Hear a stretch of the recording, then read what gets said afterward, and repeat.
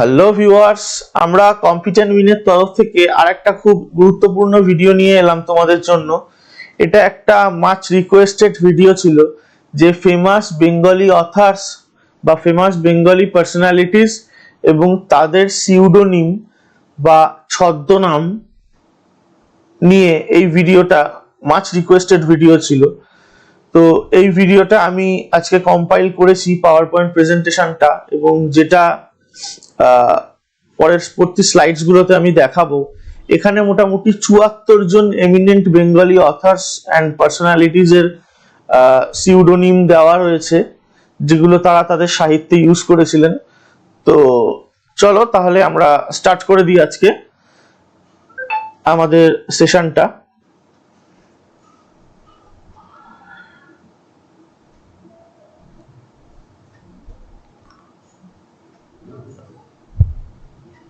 ওকে, প্রথম যিনি অথার আসছেন তিনি হচ্ছেন আমাদের সকলের প্রিয় শ্রী শ্রী রবীন্দ্রনাথ ঠাকুর। ওনার ছদ্মনামের মধ্যে ইম্পর্টেন্ট হচ্ছে ভানু সিংহ, আন্নাকালী পাকরাশি, শ্রীমতী মধ্যমা, দিকশূন্য ভট্টাচার্য এবং দিবাকর শর্মা। এই নামগুলো নিয়ে কিন্তু উনি অনেকগুলো ওনার কম্পোজিশন করেছেন। তো রবীন্দ্রনাথ ঠাকুর বলতে মনে পড়লো, রবীন্দ্রনাথ ঠাকুরের প্রথম উপন্যাস এবং রবীন্দ্রনাথ ঠাকুরের শেষ উপন্যাস, এটা তোমরা কেউ বলতে পারবে? একটু বলো তো, কমেন্ট বক্সে জানাও তো কোনটা কোনটা ছিল। এবং রবীন্দ্রনাথ ঠাকুরের প্রথম যে উপন্যাস সেটা কোন সালে রিলিজ হয়েছিল এটা বলতে পারবে? যদি মানে জানা থাকে তাহলে কমেন্ট বক্সে কমেন্ট করে জানাও তো। আচ্ছা, এরপর হচ্ছেন সুবোধ ঘোষ। সুবোধ ঘোষের ছদ্মনাম ছিল সুপান্থ এবং কালপুরুষ, এই দুটো ছদ্মনামে তিনি লিখতেন। এছাড়া সমরেশ বসুর ছদ্মনামের মধ্যে ইম্পর্টেন্ট হচ্ছে কালকুট বা ভ্রমর, এই দুটো ছদ্মনামে তিনি লিখতেন।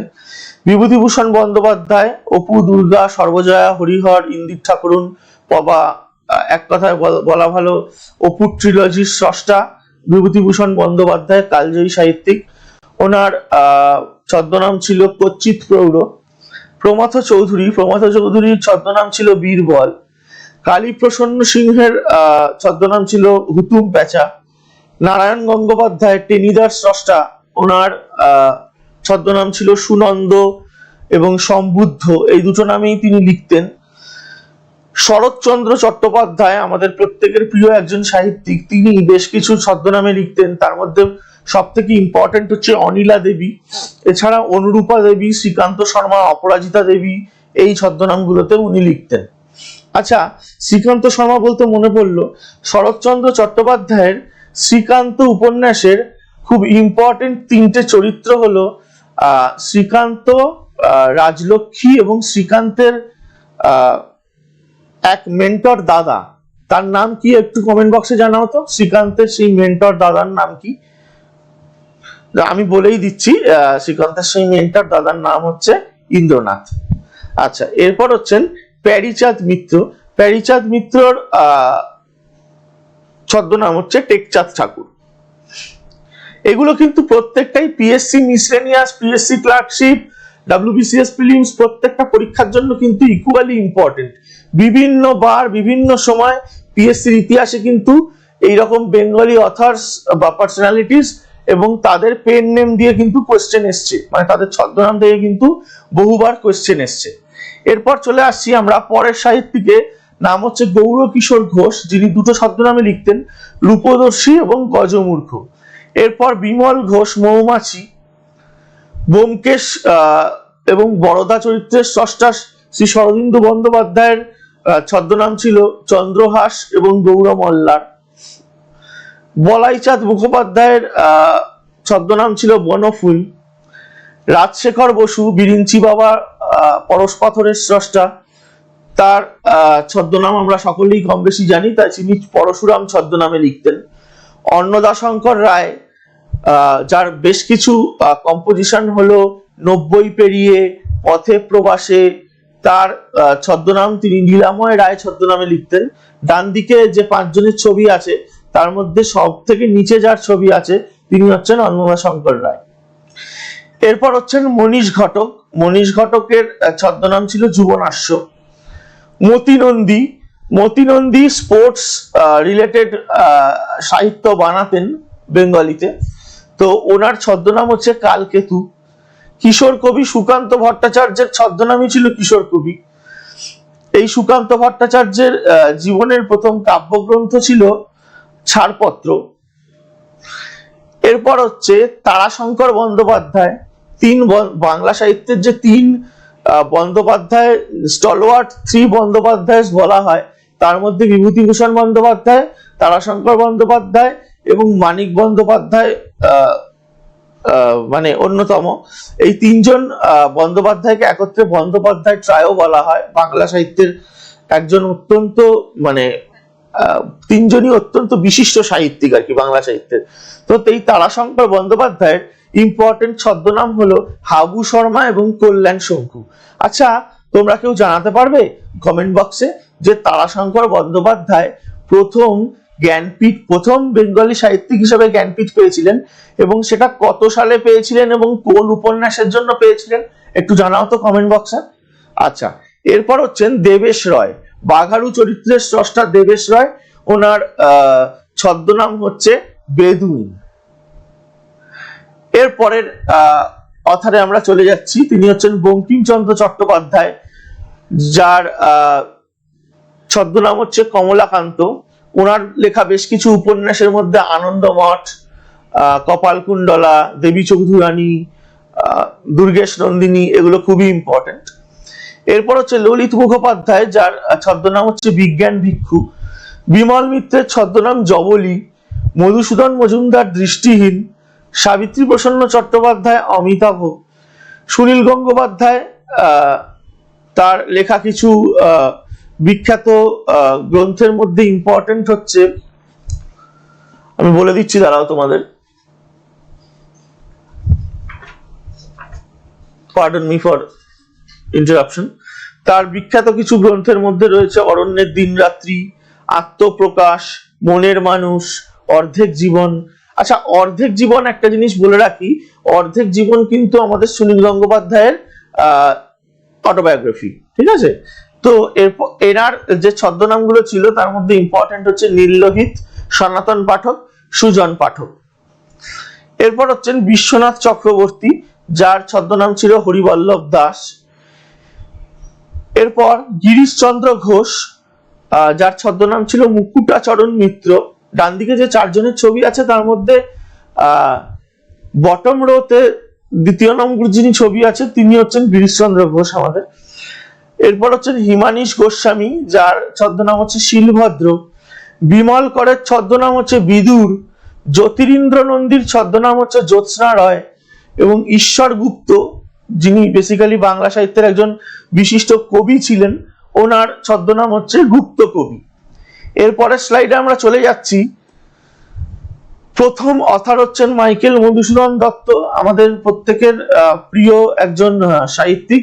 এনার একটা ইম্পর্টেন্ট কম্পোজিশন আমরা মাধ্যমিকের সময় বা উচ্চ মাধ্যমিকের সময় পড়েছিলাম। প্রবাবলি কবিতাটার নাম আমার যতদূর মনে হচ্ছে বিভীষণের প্রতি ইন্দ্রজিৎ বা বিভীষণের প্রতি, এরকম ছিল।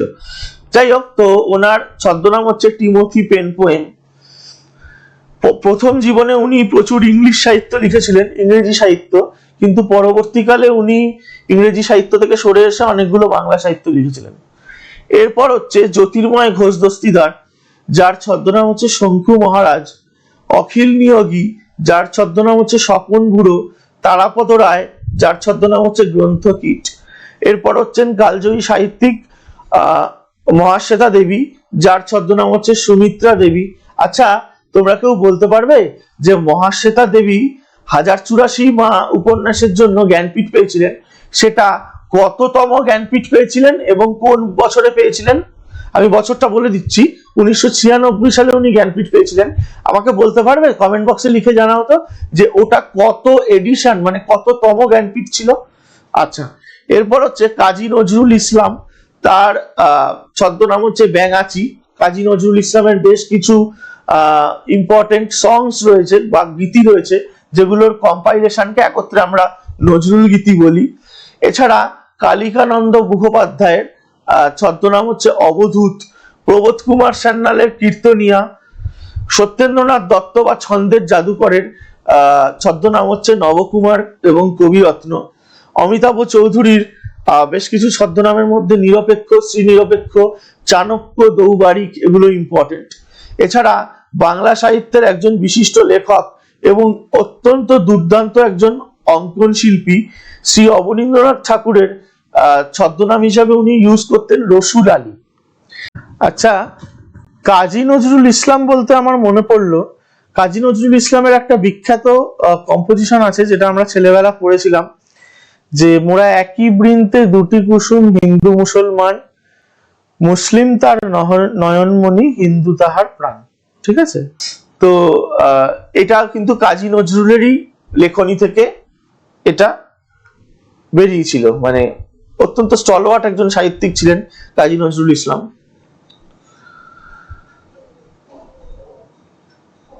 আচ্ছা, এরপর হচ্ছে অচিন্ত কুমার সেনগুপ্ত, যার ছদ্মনাম ছিল নিহারিকা দেবী, সজনীকান্ত দাস, যার ছদ্মনাম ছিল আবল তাবল সেন, শঙ্খ ঘোষের ছদ্মনাম ছিল কুন্তক, নিহার ঘোষাল দীপক চৌধুরী, রমাপদ চৌধুরী পত্রনবীশ, প্রমথনাথ বিশি, উনি পিএনবি ছদ্মনামে লিখতেন অথবা বিষ্ণু শর্মা ছদ্মনামে লিখতেন, সৈয়দ মুস্তাফা আলী, যার ছদ্মনাম ছিল ওমর খৈয়াম বা সত্যপীর, নিহার রঞ্জন গুপ্ত কিরিটি রায় চরিত্রের স্রষ্টা, তো ওনার ছদ্মনাম ছিল বানভট্ট, সুকুমার রায় যার বেশ কিছু ছোটদের জন্য লেখা গ্রন্থ রয়েছে এবং তিনি বেসিক্যালি আমাদের কালজয়ী সাহিত্যিক এবং ডাইরেক্টর সত্যজিৎ রায়ের পিতা ছিলেন। তো ওনার বেশ কিছু ইম্পর্টেন্ট ছদ্মনামের মধ্যে রয়েছে উজ্জনাম পণ্ডিত এবং শ্যাম রায়। আনন্দ বাগচির ছদ্মনাম হচ্ছে ত্রিলোচন কলমচি, নারায়ণ সান্যালের ছদ্মনাম হচ্ছে বিকর্ণ, ষষ্ঠীপদ চট্টোপাধ্যায় ছদ্মনাম হচ্ছে কালকেতু। আচ্ছা, ষষ্ঠীপদ চট্টোপাধ্যায়ের একটা খুব ইম্পর্টেন্ট চরিত্র হচ্ছে পাণ্ডব গোয়েন্দা, যেখানে মানে ছোটবেলা আমরা পাণ্ডব গোয়েন্দা রিলেটেড অনেক মানে অ্যানিমেশন সিরিজ দেখতে পেয়েছি টিভিতে, আকাশ বাংলায় দিত, সম্ভবত সফটুনস যে অ্যানিমেশন এজেন্সি তাদের তরফ থেকে আসতো পাণ্ডব গোয়েন্দা। আশা করি তোমরা সকলেই কম বেশি দেখেছো। এরপর হচ্ছেন প্রান্তোষ ঘটক, যার ছদ্মনাম হচ্ছে উদয় ভানু, বিনয় মুখোপাধ্যায়ের ছদ্মনাম হচ্ছে যাযাবর। এরপর হচ্ছে রাধারানী দেবী, অপরাজিতা দেবী, ভবানীচরণ বন্দ্যোপাধ্যায়, যার ছদ্মনাম হচ্ছে ব্রহ্মবান্ধব উপাধ্যায়। এরপর হচ্ছেন ঠাকুরদাস বন্দ্যোপাধ্যায়, যার ছদ্মনাম হচ্ছে সরানন, চিত্ত বিশ্বাস চিরঞ্জীব, মালাধর বসু গুণরাজ খান, প্রেমেন্দ্র মিত্র ঘনাদা চরিত্রের স্রষ্টা, কৃত্তিবাস ভদ্র তার ছদ্মনাম ছিল, প্রফুল্ল লাহিড়ীর ছদ্মনাম ছিল কাফি খা। এছাড়া মহিষাসুর মর্দিনী খ্যাত মহালয়ার সকালবেলা যার কণ্ঠ ছাড়া গোটা পুজোটাই অপূর্ণ থেকে যায়, সেই বিখ্যাত বাঙালি পার্সোনালিটি বীরেন্দ্র কৃষ্ণ ভদ্রের ছদ্মনাম হচ্ছে বিরূপাক্ষ। ভৌতিক গল্প লেখক এবং ভৌতিক গল্পের ক্ষেত্রে একজন বাংলা সাহিত্যের ক্ষেত্রে ভৌতিক গল্পের একজন কাণ্ডারি হেমেন্দ্র কুমার রায়, ওনার ছদ্মনাম হচ্ছে প্রসাদ রায়। এই হেমেন্দ্র কুমার রায়ের একটা গল্প আমরা সানডে সাসপেন্সে শুনেছিলাম ছেলেবেলা, সেটার নাম ছিল রুদ্রনারায়ণের বাগান বাড়ি। আমার পার্সোনালি যথেষ্ট ফেভারিট একজন ভৌতিক গল্প লেখক, এবং ওনার আরেকটা গল্প আমি পড়েছিলাম বা রাদার সানডে সাসপেন্সে শুনেছিলাম, সেটা হচ্ছে চিলের ছাদের ঘর। যদি তোমরা কেউ এই দুটো শুনে থাকো, রুদ্রনারায়ণের বাগান বাড়ি এবং চিলের ছাদের ঘর, তাহলে কমেন্ট বক্সে জানাও তো। আচ্ছা, এরপর হচ্ছে স্বামী বিবেকানন্দ, তার ছদ্মনাম ছিল বিবিদিশানন্দ, রাদার উনি স্বামী বিবিদিশানন্দ ছদ্মনামে বেশ কিছু ওনার কম্পোজিশন রয়েছে স্বামীজি। এরপর হচ্ছেন অমৃতলাল বসু, যার ছদ্মনাম ছিল রসরাজ, সৈয়দ মুস্তাফা সিরাজ, যার ছদ্মনাম ছিল ইবলিস, অরবিন্দ গুহ, ছদ্মনাম হচ্ছেন ইন্দ্রমিত্র, চারুচন্দ্র চক্রবর্তীর ছদ্মনাম জরাসন্ধ। এই জরাসন্ধ থেকে এর আগের বছর বা তার আগের বছর পিএসসি ক্লার্কশিপ বা মিসলেনিয়াস বা বিসিএস যে কোনো একটাতে একটা প্রশ্ন দিয়েছিল। এরপর হচ্ছেন মোহিতলাল মজুমদার, যার ছদ্মনাম ছিল সত্যসুন্দর দাস। এই মোহিতলাল মজুমদারের লেখা একটা বিখ্যাত গ্রন্থ হচ্ছে বীর সন্ন্যাসী বিবেকানন্দ, বা আরেকটা গ্রন্থ আছে যার নাম হচ্ছে স্মর গরল। এরপর হচ্ছে শক্তিপদ রাজগুরু, যার ছদ্মনাম ছিল পঞ্চমুখ, এবং আমাদের আজকের সর্বশেষ বেঙ্গলি সাহিত্যিক বা পার্সোনালিটি তিনি হচ্ছেন নিখিল সরকার, যার ছদ্মনাম ছিল শ্রীপান্থ। তো মোটামুটি এই 74 জন অথারের আমরা ছদ্মনাম তোমাদের একটা স্লাইডে করিয়ে দিলাম, একটা প্রেজেন্টেশনের মধ্যে করিয়ে দিলাম। আশা করি তোমাদের খুব কাজে লাগবে upcoming PSC miscellaneous, WBCS prelims এবং ক্লার্কশিপের জন্য। So thank you. আজকের ভিডিওটা যদি ভালো লাগে তাহলে লাইক করো, কমেন্ট করো, বন্ধুদের মাঝখানে শেয়ার করো, সাবস্ক্রাইব করে দাও চ্যানেলটাকে, আর নোটিফিকেশনের বেল আইকনটা প্রেস করে দাও, যাতে নাকি এরকম ভালো ভালো ভিডিও যখনই আমরা আনবো তখনই সেই নোটিফিকেশনটা তোমরা তক্ষুনি পেয়ে যাও। সো কম্পিটেন্ট উইনের তরফ থেকে আজকে আমি তোমাদের থেকে বিদায় নিচ্ছি। নমস্কার, ধন্যবাদ।